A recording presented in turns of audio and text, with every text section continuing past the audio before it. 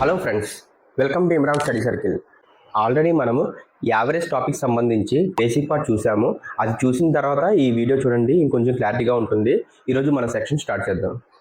So ముందుగా ఇచ్చిన question ఏంటంటే, the average of 15 numbers is 21 and that of last 14 numbers is 22. What is the first number? So మనకి తెలిసింది formula ఏంటి? Average is equal to sum of observations by number of observations కదా. ఇక్కడ the average of 15 numbers is 21 అంటే total ఏమవుతుంది మనకి? 15 into 21 కదా. So 15 21 ఎంత? 15 2 30 కాబట్టి 15 20 300 అంటే 15 21 ఎంత అవుతుంది మనకి? 315 అవుతుంది. So the average of last 14 numbers, first 15 numbers యొక్క యావరేజ్ 21, సమ్ ఏమవుతుంది మనకి? 315. అలాగే లాస్ట్ 14 numbers యొక్క టోటల్ ఎంతో చూద్దాం. లాస్ట్ 14 numbers యొక్క సమ్ ఎంతో చూద్దాం. 14 into 22. సో 14 into 22 ఎంత అయింది? సో 14 into 22 ఎంత? 28. సో 801 308. సో 14 22 ఎంత అయింది మనకి? 308. మొత్తం 15 numbers ఉన్నాయి. లాస్ట్ 14 numbers ఏముంచి ఇవి. సో ఇందులోంచి ఇది సపరేట్ చేస్తే ఫస్ట్ నెంబర్ వస్తారు కదా. అంటే వీళ్ళిద్దరి మధ్య డిఫరెన్స్ ఏదైతే ఉంటుందో అదే ఫస్ట్ నెంబర్ అవుతుంది. So 7. What is the first number అంటే ఆన్సర్ ఎంత వచ్చింది మనకి?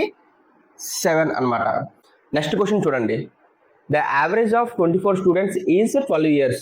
If the age of teacher is added, the average age is increased by 1 year. What is the age of teacher? So ఈ types of sums కి short cut ఉంది, but నేను ఈ section లో షార్ట్ కట్స్ చెప్పను. ముందు మన ప్రొసీజర్ నేర్చుకుందాం, ఆ తర్వాత షార్ట్ కట్స్ నేను నెక్స్ట్ క్లాస్ లో అన్ని చెప్తాను. సో మనకి ముందు ఫార్ములా రాద్దాం. Average is equal to sum of observations by number of observations కదా. మనకి ఇక్కడ ఏమంటున్నాడు? The average age of 24 students is 12 years. Sum కావాలనుకోండి ఏం చేయాలి మనం? Sum is equal to average into number of observations కదా. సో అదే విధంగా మన సమ్ ఆర్ టోటల్ అంటారు దాన్నే.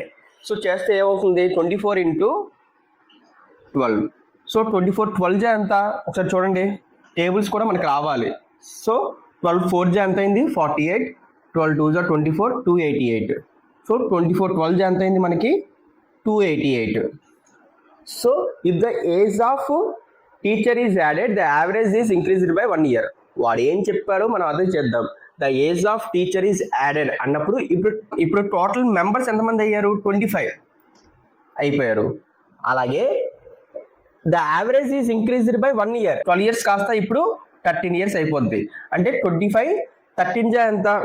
25 10 250. 25 3 75 కాబట్టి 325. 25 13 ఏమైంది? 325. అంటే 1 member పెరిగారు, యావరేజ్ 1 పెరిగింది. సో ఇక్కడ వదిలేయండి. ఇక్కడ ఇప్పుడు 1 టీచర్ పెరిగారు. ఇప్పుడు 24 కాస్త 25 members అయ్యారు కాబట్టి 1 టీచర్ పెరిగారు. అంటే ఇక్కడ ఎంత పెరిగిందో చూడండి, అదే ఏజ్ ఆఫ్ ఏ టీచర్ ఇప్పుడు అవుతుంది అన్నమాట. సో ఇక్కడ 25 + 12 ఎంత అయింది? ఇక్కడ 37. So the age of A teacher is 37 అవుతుంది. సో ఇక్కడ ఏం చేసామంటే ఒక మెంబర్ పెరిగారు కాబట్టి ఏజ్ ఎంత పెరిగిందో చూసుకోండి, అదే టీచర్ ఏజ్ అవుతుంది. ఇప్పుడు నెక్స్ట్ క్వశ్చన్ ఏంటో చూద్దాం. సో ఇది కూడా చూడండి. The average age of 20 students in a class is 15 years. If the age of 2 teachers added, then the average will be increased by 1.5 year. What is the sum of the age of 2 teachers? మనకి formula ఏంటి? Average is equal to sum by number of observations. So ఇప్పుడు మనకు some కావాలనుకోండి ఏం చేయాలి? 20 into 15. 15 ఎంత? 300. అంటే total 20 students యొక్క సమ్ చేస్తే ఎంత అయింది మనకి? 300 అయింది.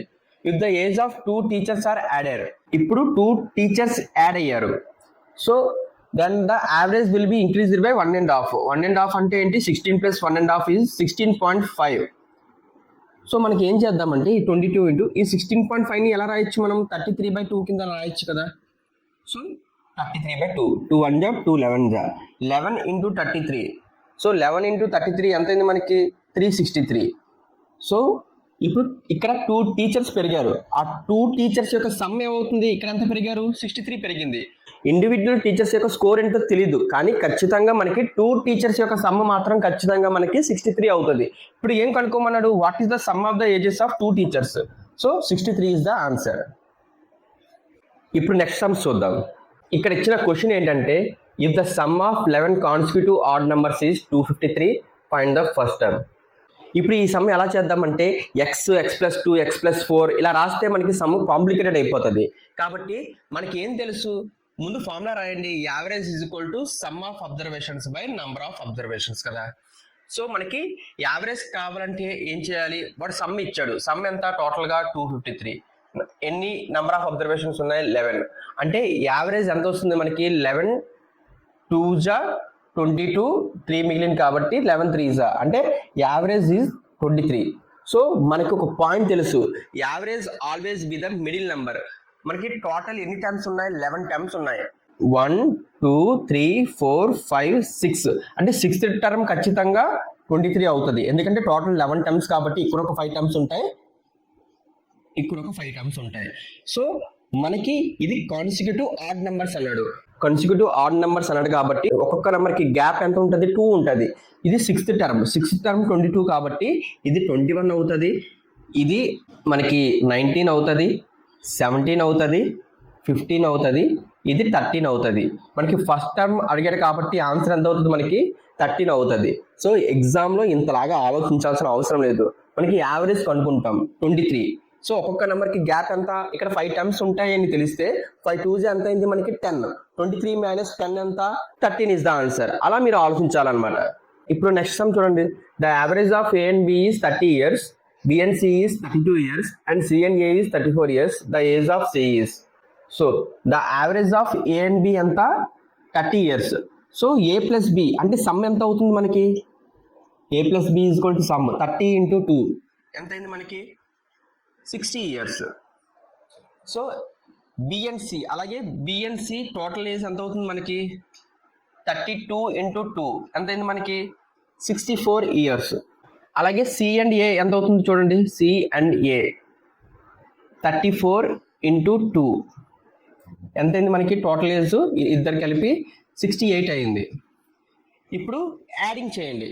ఇక్కడ 2 A's ఉన్నాయి, 2 B's ఉన్నాయి, 2 C's ఉన్నాయి. కాబట్టి దీన్ని ఎలా రాయొచ్చు మనం? 2 × A + B + C అని రాయొచ్చు. సో ఈ 3 యాడ్ చేయండి. సో 2 1 6 3 18 192. అంటే ఇక్కడ A + B + C వాల్యూ ఎంత అయింది మనకి? 192/2 అంటే 96 అయింది. సో ఇప్పుడు మనకి ఏం కావాలి? What is the age of C అంటున్నాడు. సో మనకి A and B వాల్యూ మనకి తెలుసు 60. A and B ప్లేస్లో మనకి 60 సబ్స్టిట్యూట్ చేయండి. 60 + C ఈజ్ ఈక్వల్ టు 96. అప్పుడు C వాల్యూ ఎంత అయింది? 36. అలాగే ఏ అడిగినా B అడిగినా సరే మనం ఫైండ్ అవుట్ చేయగలం. సో మనకి ఆన్సర్ ఎంత వచ్చింది? 36. సో ఈ క్లాస్లో కొన్ని మనం మీడియం లెవెల్ సమ్స్ చూసాము. అలాగే మనకి నెక్స్ట్ క్లాస్లో కూడా కొన్ని హై లెవెల్ సమ్స్ చూద్దాము. సో ఈ వీడియో కనుక మీకు నచ్చినట్టయితే please subscribe to my channel. Thank you friends.